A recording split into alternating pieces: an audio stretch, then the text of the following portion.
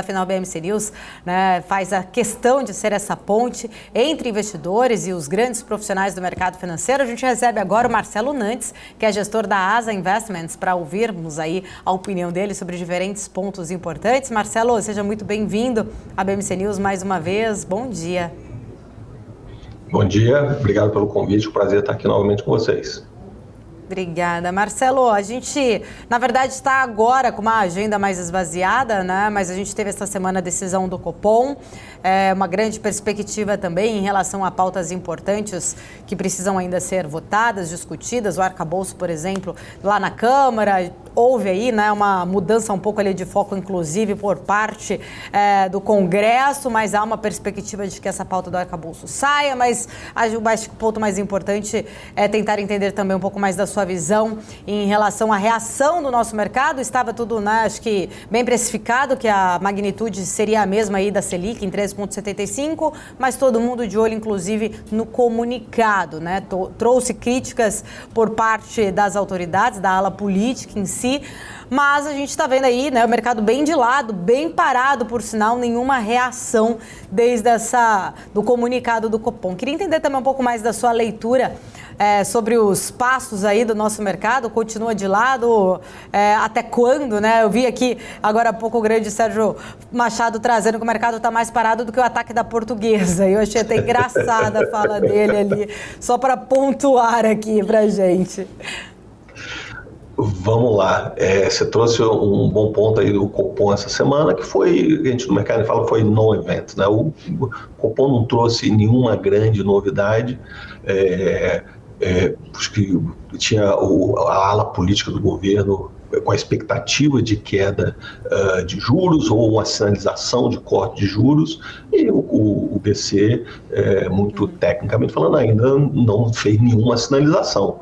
O mercado já projeta um corte de juros já para o mês de agosto, existe essa expectativa, mas no comunicado eles foram muito cuidadosos em não sinalizar uma queda de juros, e até teve acho que foi o que mais chamou a atenção no comunicado no Copom, foi a expressão de que uma probabilidade mais baixa de se ter um aumento de juros aí nas próximas reuniões. Ninguém tinha isso no preço, mas ficou interessante essa frase de uma probabilidade mais baixa. Acho que foi uma sinalização mais amigável ao governo, às alas que querem um corte de juros mais rápido, de que realmente a gente está mais próximo de começar a cortar os juros do que anteriormente, né? Então, eles foram muito cuidadosos na comunicação. O mercado espera realmente já um início de corte para o segundo semestre, mas esse Copom realmente não trouxe grandes novidades,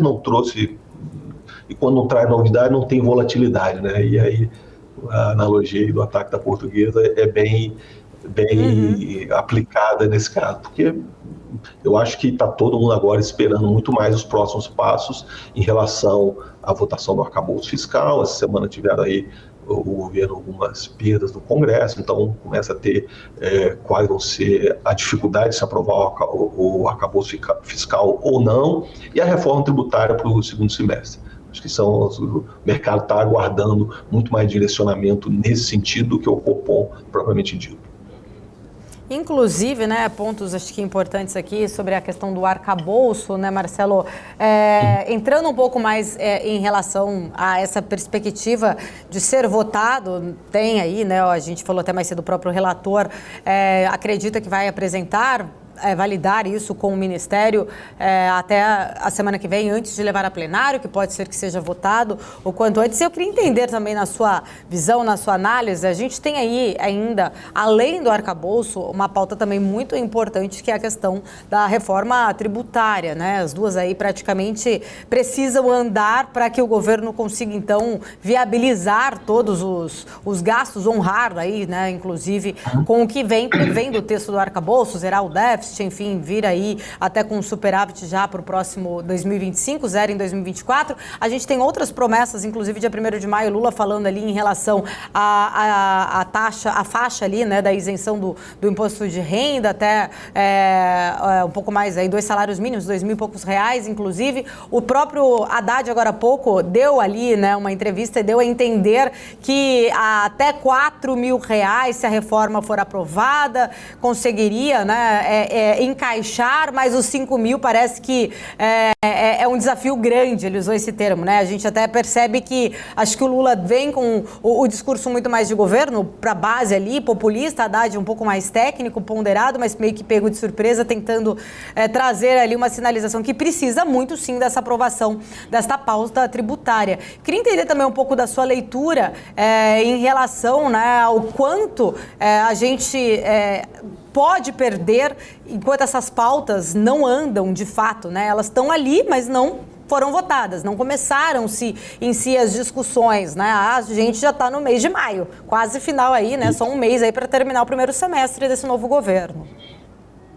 Eu acho até para contextualizar um pouco, o arcabouço fiscal, a proposta dele, não foi uma proposta positiva. Eu acho que o bom da proposta do arcabouço fiscal é que você elimina um risco muito negativo da dívida pública explodir. Então, o mercado ficou meio, vou dizer, cético, mas não ficou entusiasmado com a proposta do arcabouço. Você não via nenhuma proposta de redução de custos e ficou claro para o mercado, já está claro para o mercado, acho que o governo nem esconde mais isso, de que precisa ter aumento de receita. Para o arcabouço, para zerar o déficit no ano que vem, o governo vai precisar de aumento de receita. Então, tem aí algumas medidas que foram tomadas, que talvez eles consigam algum aumento de receita já para esse ano, mas a reforma tributária, eu acho que a votação no arcabouço agora para maio não deve ter grandes problemas, grandes resistências, até porque o arcabouço,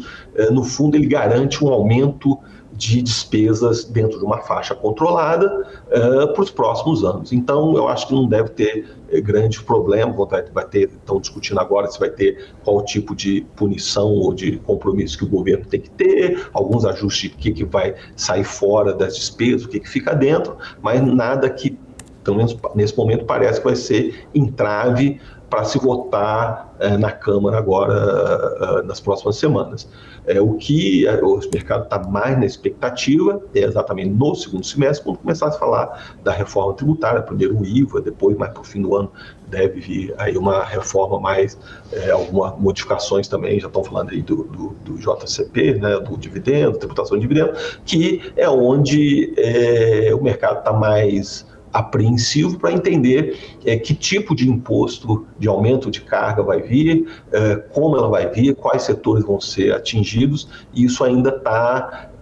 as discussões estão muito pequenas ainda, ninguém está aparecendo muito nessas discussões, mas está claro que o governo vai precisar de receita. E o Congresso também, por outro lado, está sinalizando de que não quer um aumento de carga tributária.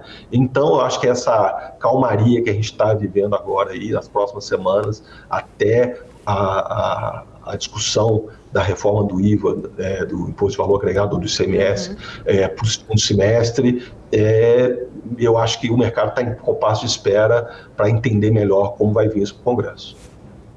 Marcelo, tentando entender também, né, um pouco, pensando mais agora em portfólio, a gente...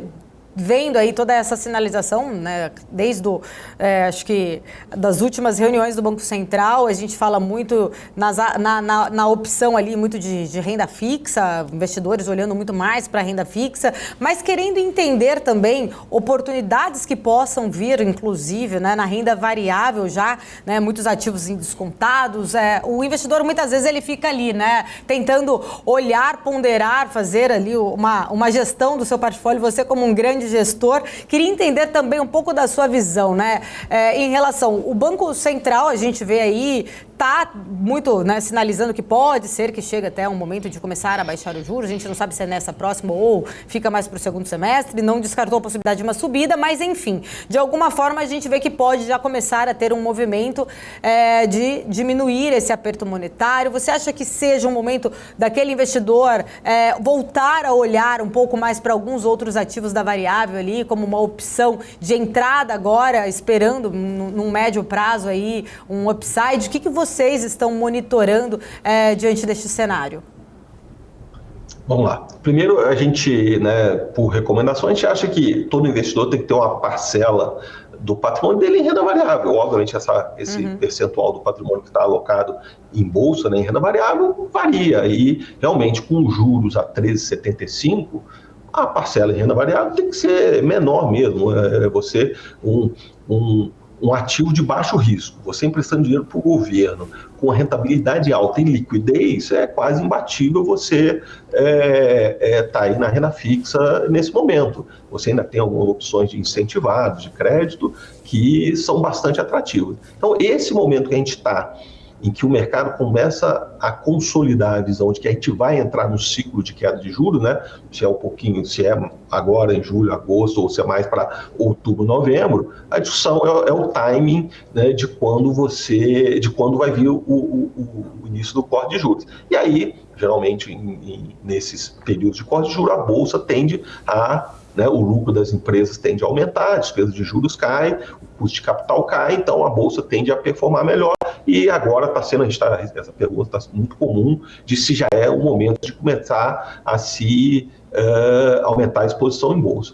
Eu diria assim, certamente é o momento de começar a olhar, entender, para nos próximas semanas ou nos próximos meses você realmente entrar na bolsa. O que eu acho que aí cada investidor tem que fazer a própria avaliação do apetite de risco dele para saber o tamanho e do momento. Aí tem muito de estilo, né? Tem gestor que fala, não, eu quero entrar um pouco antes porque eu sei que tem o risco da bolsa ir um pouco mais, mas depois eu pego a subida mais na frente. E tem outros investidores que preferem, não, eu vou esperar começar o ciclo, eu vou perder aí a primeira pernada, né? Primeiro o movimento de subida, depois eu entro e aí eu pego o movimento mais para frente. Então, eu acho que o mercado inteiro está olhando, nós, inclusive, a gente já aumentou um pouco a nossa exposição em bolsa, em um dos nossos fundos, mas tem espaço para subir mais. Eu acho que, como eu disse anteriormente, o maior risco agora que a gente está olhando pela frente é a discussão fiscal, né? O que vai vir de imposto, porque uma outra coisa que precisa se olhar é que a bolsa não é uma entidade, ela é uma combinação de vários setores, vários papéis, né?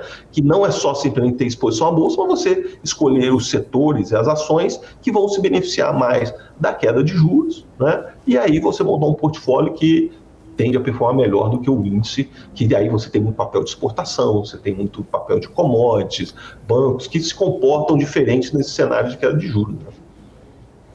Você tocou em relação aí papéis, né, de commodities, exportação me fez aqui pensar um pouco mais no cenário lá fora, entendendo, né, diante desses dados do payroll que nós trouxemos até aqui agora há pouco, a economia americana se mostrando ainda resiliente em relação ao mercado de trabalho, né, trazendo aí o mercado ainda forte, um grande desafio inclusive para o Fed, que avisou que vai tomar a decisão analisando dado a dado, né, a gente vê aí o mercado ainda trazendo essa sinalização. O salário também subiu por lá e tem, por um outro lado, toda uma grande preocupação com o setor bancário. Apesar do Jeremy Powell no dia ter dito, não, que tá bem ali, vamos socorrer, tá tudo dentro do controle, a gente já viu depois, logo em seguida, aí um ponto, né, pegando em relação a aquele outro banco regional.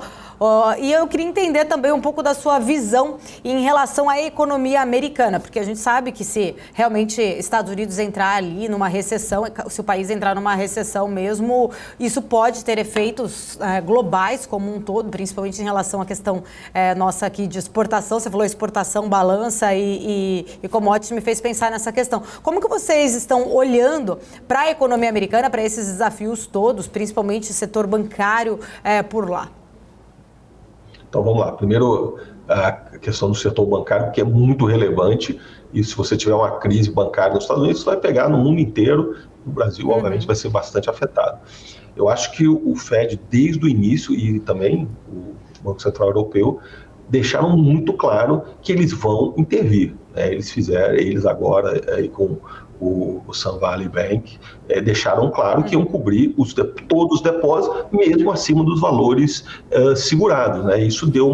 Eu acho que isso deu uma tranquilidade para o mercado, porque eles disseram e garantiram, né? Então, os correntistas, essa proteção extra aos correntistas, eu acho que passou uma percepção no mercado de que uma crise bancária generalizada, a probabilidade disso acontecer é bem baixa, e o mercado está meio que minimizando o impacto que isso pode trazer, que o Fed já se mostrou disposto a socorrer os bancos. E na Europa também, o Credit Suisse foi uma solução rápida lá, com a aquisição do UBS. Então, eu acho que isso deu uma certa tranquilidade, ou pelo menos tirou esse risco da frente. O mercado já está colocando uma percentual de risco para uma crise bancária dos Estados Unidos menor. A atividade nos Estados Unidos está forte, o payroll veio forte hoje. Eu acho que a gente brinca, né, que o Fed está sempre procurando o tal do soft landing, né, que é uma desaceleração da economia suave, né, nada muito abrupto, e pode ser que ele consiga. É muito difícil acertar isso, obviamente que eles sempre tentam, mas eles estão subindo os juros, a economia continua forte, ou seja, a discussão não eles subiram os juros muito rapidamente, então acho que ninguém questiona, subiu muito juros nos Estados Unidos, se ele poderia ter subido mais,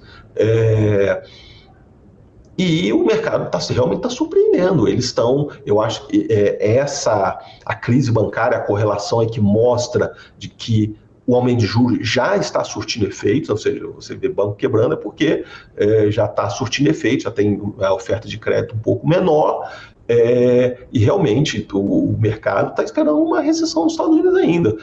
Se discute quando e qual o grau, se vai ser pequeno ou não, mas eu acho que o Fed está conseguindo fazer o papel dele de controlar, de fazer uma queda de atividade controlada de maneira que não gere muito movimentos abruptos na economia americana. Então, essa é a expectativa que a gente tem. E o mercado está mostrando que está muito forte mesmo a atividade lá.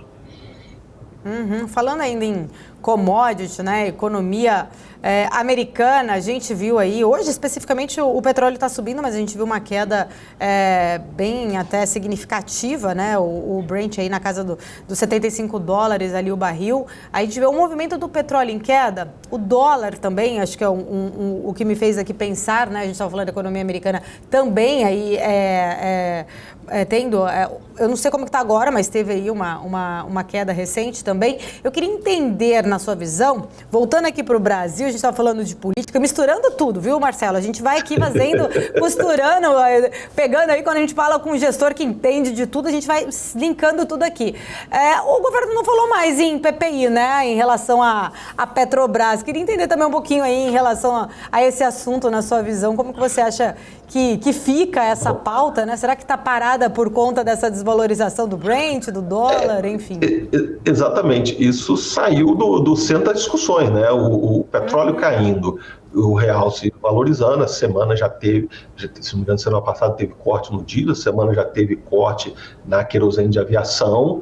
A gente acompanha, né, a paridade internacional, o PPI, e está tudo indicando que vai ter mais cortes agora no preço da gasolina também. Então, isso não saiu do centro das atenções. Eu acho que, até como se diz, vamos misturar tudo, né?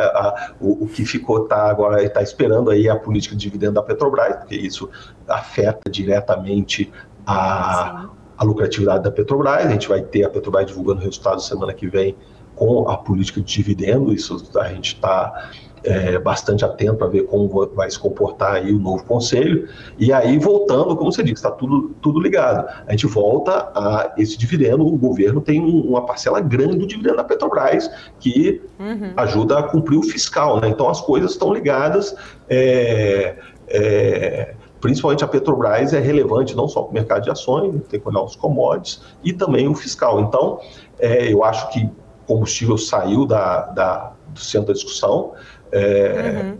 Estamos de olho agora no dividendo da Petrobras. E falando de commodities, né, só para complementar, a gente não pode falar de commodities sem falar de China.